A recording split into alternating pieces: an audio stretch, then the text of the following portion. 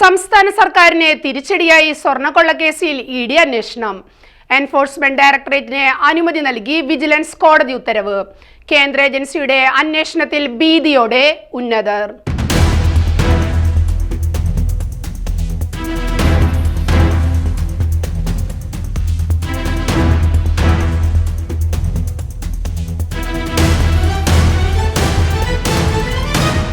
സംസ്ഥാന സർക്കാരിനെ തിരിച്ചടിയായി സ്വർണ്ണക്കൊള്ളയിൽ ഇഡി അന്വേഷണം. ശബരിമല സ്വർണ്ണക്കൊള്ളയിൽ എൻഫോഴ്സ്മെന്റ് ഡയറക്ടറേറ്റിന്റെ അന്വേഷണം തടയാൻ സർക്കാർ കിണഞ്ഞ് ശ്രമിച്ചുവെങ്കിലും പ്രാവർത്തികമായില്ല. അന്വേഷണം ശരിയായ വഴിയിലാണ് നടക്കുന്നതെന്നും അതുകൊണ്ട് തന്നെ ഇഡി അന്വേഷണം ആവശ്യമില്ലെന്നുമാണ് പ്രത്യേക അന്വേഷണ സംഘവും നിലപാട് കൈക്കൊണ്ടിരുന്നത്. ഈ വാദഗതികൾ തള്ളിക്കൊണ്ടാണ് ഇഡി അന്വേഷണത്തിന് കൊല്ലം വിജിലൻസ് കോടതി അനുമതി നൽകിയത്. കേസുമായി ബന്ധപ്പെട്ട മുഴുവൻ രേഖകളും ഇഡിക്ക് കൈമാറാൻ കോടതി പ്രത്യേക അന്വേഷണ സംഘത്തിന് നിർദ്ദേശം നൽകി. അറസ്റ്റിലായവർ നൽകിയ രേഖകൾ എന്നിവയുടെ പകർപ്പുകൾ ആവശ്യപ്പെട്ടാണ് ഇഡി കോടതിയിൽ അപേക്ഷ നൽകിയിരുന്നത്. കള്ളപ്പണ നിരോധന നിയമത്തിന്റെ പരിധിയിൽ ആ കേസ് അന്വേഷണവും വരുമെന്നായിരുന്നു ഇഡിയുടെ നിലപാട്. അത് അംഗീകരിച്ചുകൊണ്ടാണ് വിജിലൻസ് കോടതി ഉത്തരവിട്ടത്. ശബരിമല അന്വേഷണത്തിലേക്ക് ഒരു കാരണവശാലും ഇഡി വരരുതെന്നായിരുന്നു സംസ്ഥാന സർക്കാരിന്റെ ആവശ്യം. SITയുടെ കൈവശമുള്ള തെളിവുകൾ കൈമാറരുതെന്നും സർക്കാർ തുടക്കം തന്നെ ആഗ്രഹിച്ചിരുന്നു. കോടതി ഉത്തരവിലൂടെ അതിനാണ് തിരിച്ചടിയേറ്റിരിക്കുന്നത്.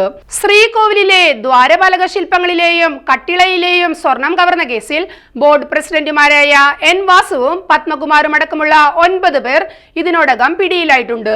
എന്നാൽ പ്രത്യേക അന്വേഷണ സംഘത്തിന്റെ അന്വേഷണത്തിൽ മുൻ ദേവസ്വം ബോർഡ് അംഗങ്ങൾ, മുൻ ദേവസ്വം ബോർഡ് പ്രസിഡന്റ് തുടങ്ങിയവർ സംശയ നിഴലിലാണ്. ഇഡിയുടെ അന്വേഷണം ഉണ്ടായാൽ ഇവരെയൊക്കെ വീണ്ടും ചോദ്യം ചെയ്യാനും പ്രതിപട്ടികയിൽ ഉൾപ്പെടുത്താനും സാധ്യത ഏറെയാണെന്നാണ് സംസ്ഥാന സർക്കാരും കരുതുന്നത്. കേന്ദ്ര സർക്കാർ ഏജൻസിയായ ഇഡിയുടെ അന്വേഷണമുണ്ടായാൽ രാഷ്ട്രീയമായ ഇടപെടലുകൾ ഉണ്ടാകുമെന്നും സംസ്ഥാന സർക്കാരിനെതിരെ നീക്കമുണ്ടാകുമെന്നുമാണ് സർക്കാർ കരുതുന്നത്. അതുകൊണ്ട് തന്നെയാണ് ഇഡി അന്വേഷണം തടയാൻ സർക്കാർ കിണഞ്ഞു പരിശ്രമിച്ചത്. കഴിഞ്ഞ തദ്ദേശ സ്വയംഭരണ തെരഞ്ഞെടുപ്പിൽ ഇടതുമുന്നണിക്കേറ്റ കനത്ത തിരിച്ചടിയിൽ ശബരിമല കൊള്ളയ്ക്കും വലിയ പങ്കുണ്ടായിരുന്നു.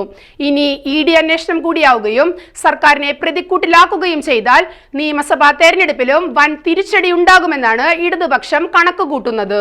സ്വർണ്ണപ്പാളി സംസ്ഥാനത്തിന് പുറത്തേക്ക് കൊണ്ടുപോകുകയും ഭാഗങ്ങൾ വിൽപ്പന നടത്തുകയും ചെയ്തിട്ടുണ്ടെന്നും ഇതിൽ വൻതോതിൽ കള്ളപ്പണിടപാടുകൾ നടന്നിട്ടുണ്ടെന്നുമാണ് ഇഡിയുടെ നിരീക്ഷണം.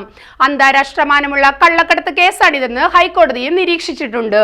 സ്വർണ്ണക്കള്ളക്കടത്ത് കേസിൽ എൻഫോഴ്സ്മെന്റ് ഡയറക്ടറേറ്റ് എത്തുന്നതോടെ അന്വേഷണം ഉന്നതരിലേക്ക് എത്തുമോ എന്നും ഇടത് സർക്കാരിനെ തിരിച്ചടിയാകുമോ എന്നുമുള്ള ആകാംക്ഷയിലാണ് പൊതുസമൂഹം.